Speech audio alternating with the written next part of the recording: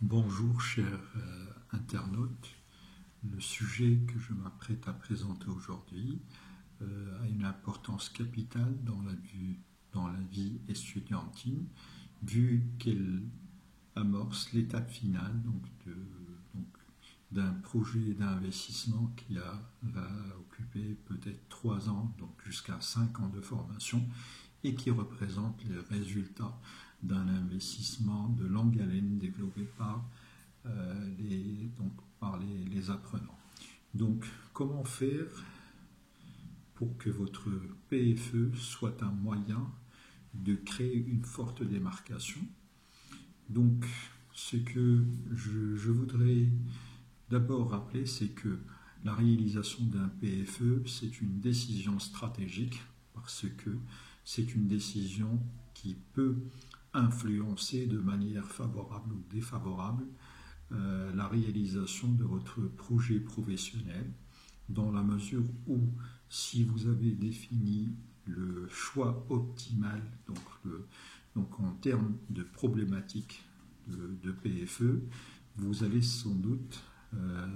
déjà une longueur d'avance par rapport à celui qui a choisi un sujet qui ne cadre pas par rapport à son projet professionnel. Et donc, le choix du sujet du PFE pourrait préparer le terrain à la concrétisation et à la mise en place du projet professionnel. Deuxième élément que je tiens à rappeler, c'est que le choix du sujet du PFE a un caractère irréversible, c'est-à-dire que ce choix, il va apparaître au niveau de votre CV, qui devrait être fortement consulté par des agences de recrutement ou éventuellement par votre prochain recruteur ou par des entreprises qui souhaitent disposer de meilleurs talents.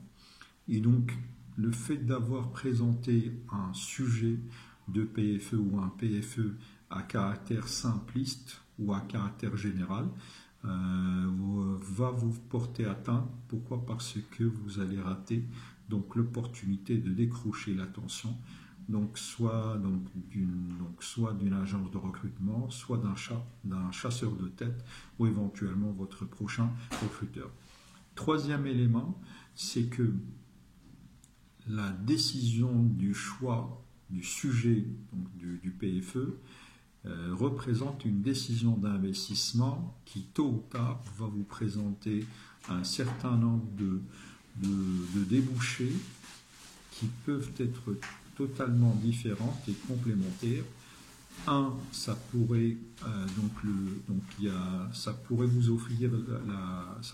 offrir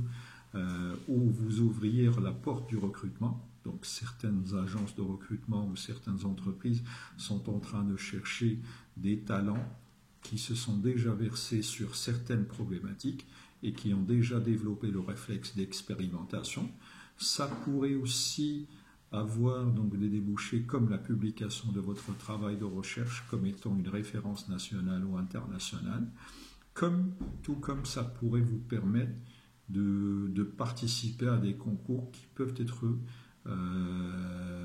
lancés à tout moment pour essayer de valoriser les meilleurs écrits et les meilleurs thèmes qui ont été abordés. Donc tous ces éléments-là permettent de conforter que la décision du choix du sujet du PFE relève d'une grande réflexion qui devrait être menée dans le sens d'optimiser toutes les chances de réussite pour le candidat. Donc, dans cette première vidéo, je vais essayer de revenir sur le choix du sujet du PFE. Donc, après avoir présenté l'intérêt stratégique de la décision du choix du sujet du PFE, donc là, dans un deuxième temps, je vais présenter les erreurs à éviter en matière de choix du sujet du PFE. Donc, ce qu'il faut éviter, je vais qualifier d'abord de thème bateau. Donc, thème bateau, c'est-à-dire c'est un thème qui peut être abordé par n'importe qui et qui peut être abordé par rapport à des optiques à caractère général ou à caractère généraliste,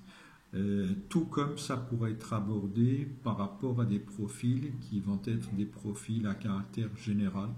ou des profils, donc des profils de tronc commun. Donc ces thèmes bateaux ne permettent pas de valoriser le candidat et traitent avec beaucoup de simplicité et de légèreté donc un sujet donné qui n'apporte pas véritablement donc une grande valeur ajoutée et un apport considérable et une contribution de choix à l'avancement donc des pratiques dans le monde des affaires. Donc deuxième choix à éviter, c'est le choix d'un thème déjà consommé. Nous savons tous que le monde des affaires a évolué très rapidement ces dernières années et donc il y a des thèmes qui sont déjà devenus obsolètes. Donc un thème déjà consommé, c'est un thème qui était peut-être donc à l'actualité dans l'année 2000, donc 2002, 2003, 2005. Aujourd'hui, nous sommes en 2020, donc les thèmes devraient suivre, donc les thèmes devraient suivre, et donc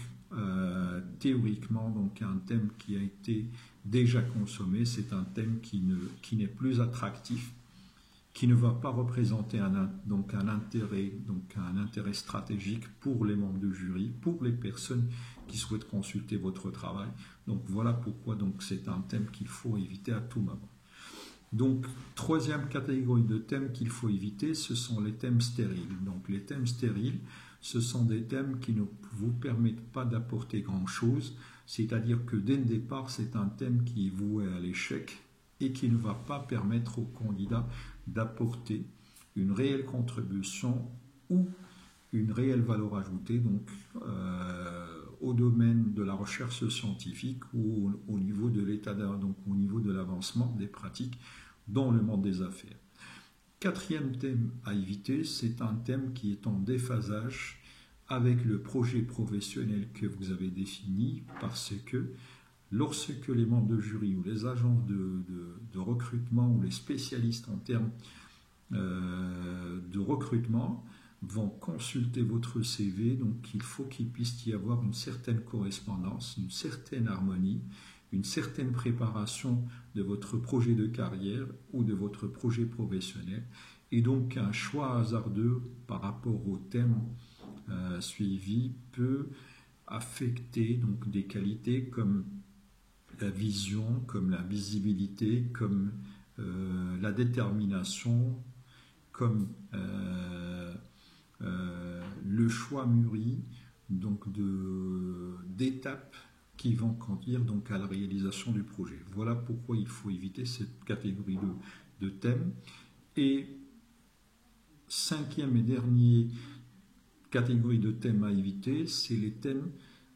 qui ne montrent pas suffisamment assez les talents et les compétences de l'auteur. Je me réfère à des thèmes qui peuvent dupliquer à la lettre donc une procédure ou éventuellement des normes ou une démarche qui a été déjà vantée par des cabinets ou par des personnes donc, qui sont déjà à l'origine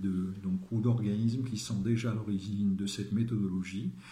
Et donc le thème, il va représenter juste une application simple et fidèle de ce qui a été déjà développé. Or, le regard des membres de jury est plus profond et donc s'attend à une réelle valeur ajoutée dans laquelle on va essayer donc de présenter donc un travail original qui va se baser sur une réelle contribution de la part de l'auteur. Donc, troisième point, donc après avoir présenté l'intérêt stratégique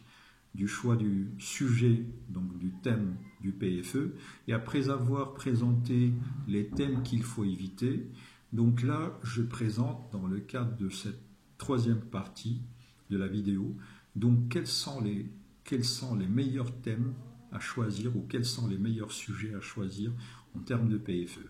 Donc, première catégorie, c'est de pouvoir lancer un thème original. Donc un thème original, pourquoi? Parce que c'est un thème qui va être très attractif, qui va vous permettre de valoriser votre touche personnelle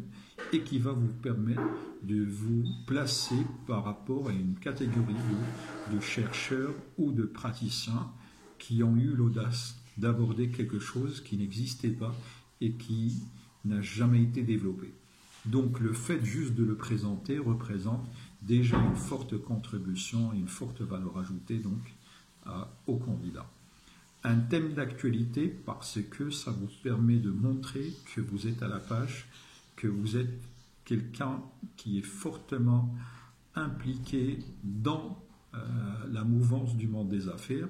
et que vous êtes à la page de l'ensemble des événements et l'ensemble des tendances qui marquent